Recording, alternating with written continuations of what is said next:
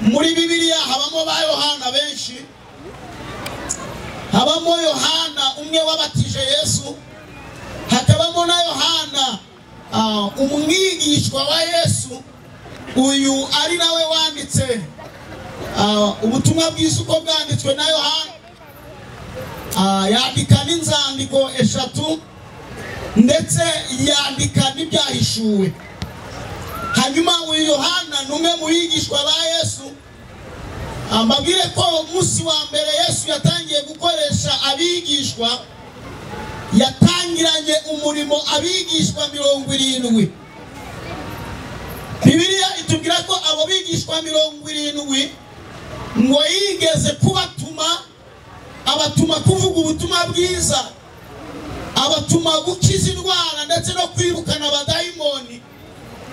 Ariko ngo Yesu ntiyajyana nabo. Ababigishwa baragenda bakora ibitangaza, babwiriza ubutumwa bwiza, bakiza indwara nyinshi, birukana abadayimoni benshi. Bagaruka bafite umubabaro. Nta kindi kintu cyabateye umubabaro nuko bari bakoreshejwe ibitangaza, ariko babikoreshwa Yesu atajyanye nabo. Kubera ko mu mahame igihe cyose umukozi anezezwa no gukora neza shebuja. Icyo batigeze bamenya n'iki, ntabwo bamenye ko nubwo Yesu atajyanye nabo, ariko imbaraga za Yesu zari zagendanye nabo. Yesu ashimwe cyane.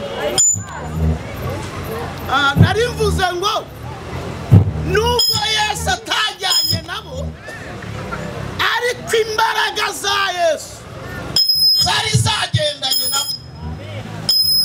Barangije bamuhara Pawulo, baramubwira ngo twirukanye abadayimoni, twakijije indwara nyinshi, ariko icyatubabaza nuko utaruha. Biravuga ngo nuko Yesu anezererwa mu mwuka. Imana ishimwe cyane.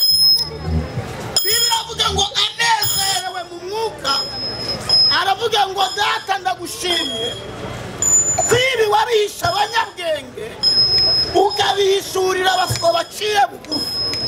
Imana ishimwe. Amen. Iri jambo Yesu avuze rirakomeye, kuko ikintu kirikomeje. Iyaba ibi Yesu yarabishuriye abahanga, abo bita abaswa twari kuba duhuye n'ibibazo. Ariko turashima Imana ko Yesu yabishuriye abaswa kugira ngo akoze isoni abiyita abanyabwenge. Haleluya. Bibiliya iravuga ngo nuko Yesu arababwira ngo ndimwishimire ko abadayimoni babumvi, ngo ahubwo mwishimire ko amazina yanyu yanditswe mu gitabo cy'ubugingo. Amen. Noneho uwo muturanyi muhagararanye kubw'imbabazi z'Imana, mubwire ngo abo bigishwa bari 70. Imana ikumera umugisha. Aha, bari bangahe? 70. Shimwa Yesu. Hanyuma undi munsi ngo Yesu yari mu iteraniro ry'abantu benshi, ngo bari abantu bagera ku 4,000, abagore n'abana bakabariwemo. Ngo Yesu abonye abantu ari benshi, ngo yumva bagiriye impuhwe, aravuga ngo aba bantu ntabwo bari butahira. Abwira abigishwa bakaba abantu, reka tubagaburire. Yesu ashimwe. Hanyuma Yesu agiye kugaburira abantu, arababwira ngo aba bantu mubanze mubicaze. Ndashima Imana ko Yesu ntabwo yakora ikosa ryo kukugaburira uhagaze. kubera ko guhagarara ni ikimenyetso cy'umururumba. Ubundi kuva Imana yatangira kugaburira abantu, ni rimwe yagaburiye abantu bahagaze. Ni igihe Abisirayeli bari biteguye kuva muri Egiputa, yarababwiye ngo izo nyama muzirye zokeje, muzirye muhagaze kandi mwitwaje inkoni. Ibi bivuze bariye izi nyama biteguye kugenda. Rero Yesu ntabwo yakora ikosa ryo kukugaburira uhagaze, kubera iyo akugaburiye uhagaze uba ufite gahunda yo kurya ugahita wigendera. Kandi Yesu ntabyo kurya byo guhereza abagenda afite, arashaka kugaburira abagize gutaha. Haleluya! Shimwa Yesu, shimwa Yesu. Wambarira ukamfasha kuvuga ubutumwa, uwo muntu mwicaranye ukamubwira ngo niba ushaka kurya ibya Yesu icara hamwe.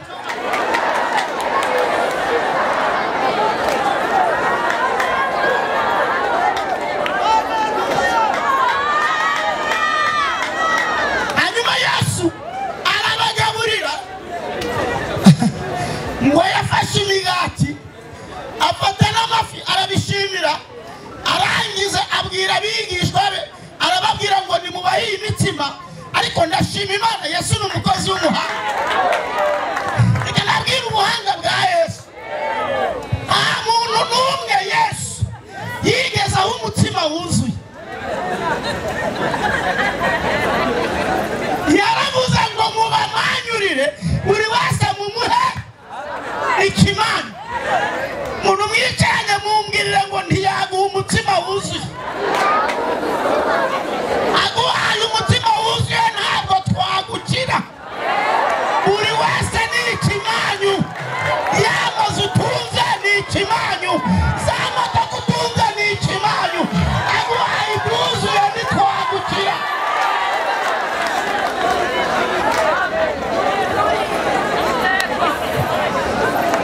Aguha igitenge, urusengero ukarutera ubwoba, abantu bose bakamenya ko baguze igitenge.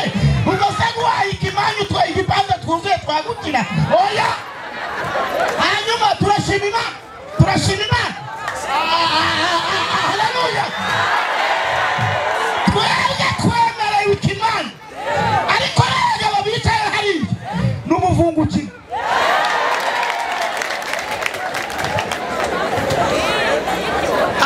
Murakoze. Shimwe. Hanyuma rero amahane kuri iyi si y'Imana, ntawe udakunda iby'ubuntu. Abantu bariye bagahanga, batahanye amakuru, bakabwira abandi ati mwiriwe, bati twiriwe duhinga, mwiriwe twiriwe ducuruza. Bakababwira ati nimucuruze, twebwe twabonye umugabo agabura twirirwa. Buri muntu wese atumira mugenzi we, bateje tuzabyuke tujya kumureba. Bakora inama, baravuga ati twakoze ikosa, uyu mugabo twirirwanye ntabwo twari tuzi uko agabura. Iyo agabuye birasaguka. Hanyuma uzaza wese azazane n'agafuka ko gutwaramo ibizasaguka, kuko byasagutse turabibona. Ahantu Yesu aba ari igitangaza, ahantu yatangiye imitsima ntabwo ahatinda.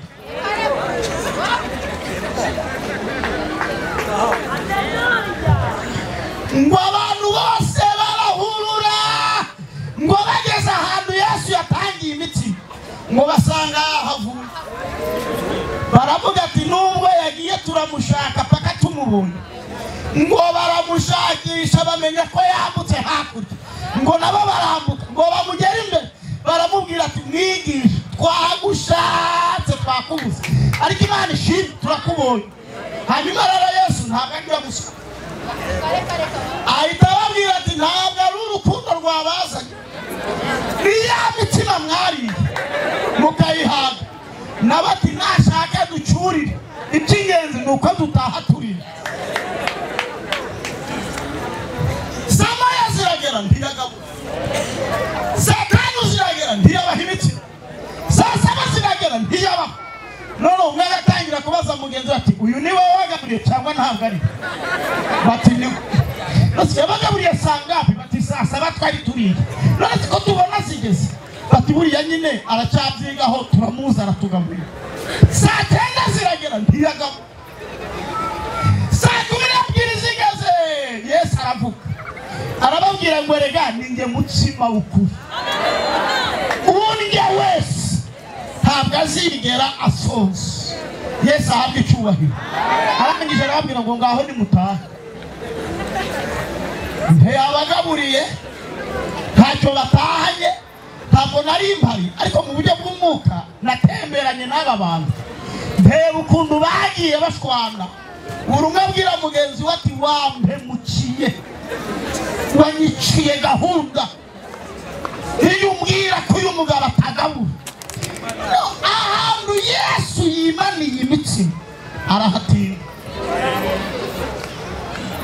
arababwira ngo ejo muzagaruke ngo ejo arahagarara arica arategereza araheba wagiye kureba ngo asanga sigaranye n'abagabo 12 uriya 12 mwabumvise nabigishwa none arangije arabahindukirira arababwira ati si namwe ubwo ndagabuye murashaka kugenda Petero aramubwira ati databuja twakuva tukajya he kari wowe ufite amagambo atanga ubugingo ko ntangiye gufashwa Yesu akeneye abantu bamukunda atari imitima yatanze bamukunda atabahaye amamodoka bamukunda atabahaye akazi ahubwo bamukundira ko amagambo ye atanga ubugingo umuntu mwicaranye mumbwirire ngo mwaba 12 Yohana yarabari tukiri muri ayo materaniro y'iki giterane kiryoshye Imana ikuvana muri 70 igushyira muri 12 ntabwo bajya basiga Yesu iyo yagabuye bagumana nawe iyo atagabuye bagumana nawe iyo banezerewe bagumana nawe iyo batanezerewe bagira bate bagumana nawe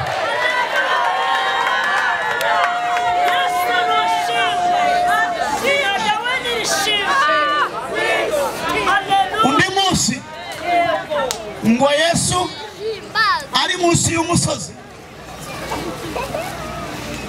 ngo afata abigishwa be 12 ngo atoranyamo 3 abo 3 atoranije arababwira ngo tuzamukane umusozi barazamuka bajya ku musozi 9 barasigara ngo bageze ku musozi ubwiza bwa Yesu ngo buhindurirwa imbere yabo ngo Yesu atangira kurabagirana ngo bagiye kwitegereza ngo babona iruhande rwa Yesu hari Mose babona hari na Eliya ngo Petero ahita abwira Yesu aramubwira ati databuja twemerere ducingana imwe yawe indi ya Mose indi ya Eliya twigumanire hano Yesu ashimwe reka mbabwire ngize umugisha mwanyumva urya Yesu arahagije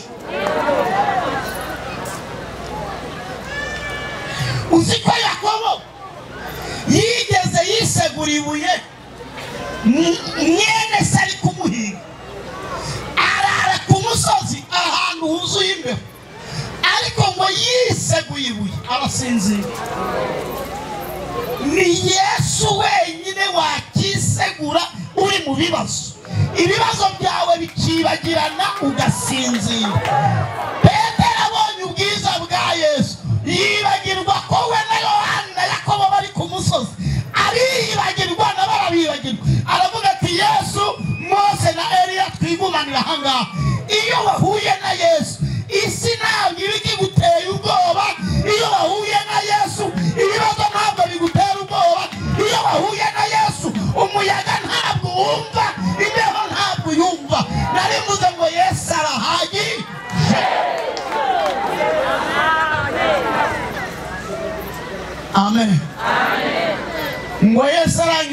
ati ibi mubonye ntimuzabivuga.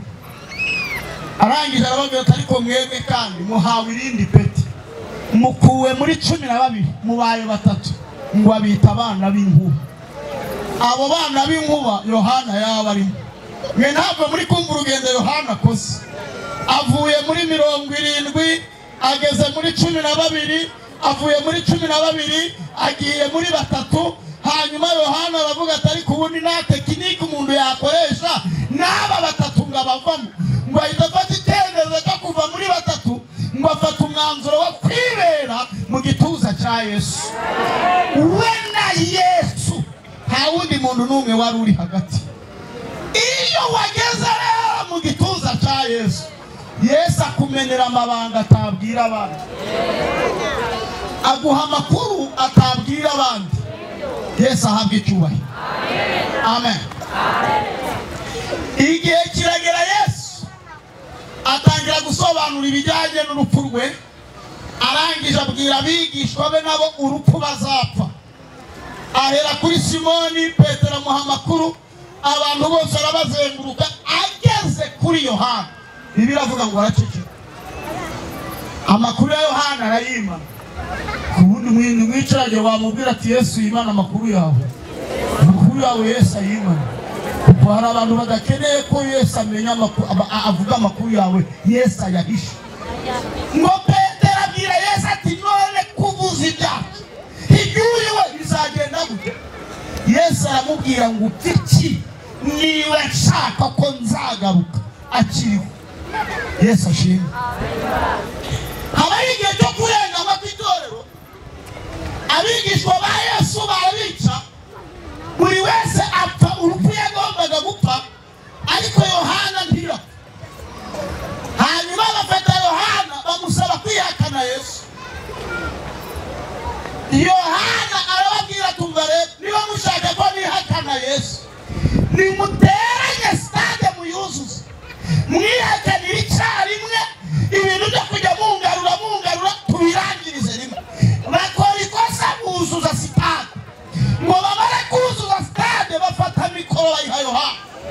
Yohana bafashe mikoro, abarababwiye uwo twabanye nawe ibiganza byacu bikamukora, yarapfuye ariko yazutse mu bapfuye, ubu ni muzima. Ngo bazabiranwa n'uburakari bakora ikosa. Umva ikosa bakoze. Ngo bafata Yohana bamucanirira mu ngunguru y'amavuta. Reka mbabwire ikosa bakoze. Bibagirwa ko umunsi Saduraka, Meshake na Abednego babacaniraga mu itanura y'umuriro,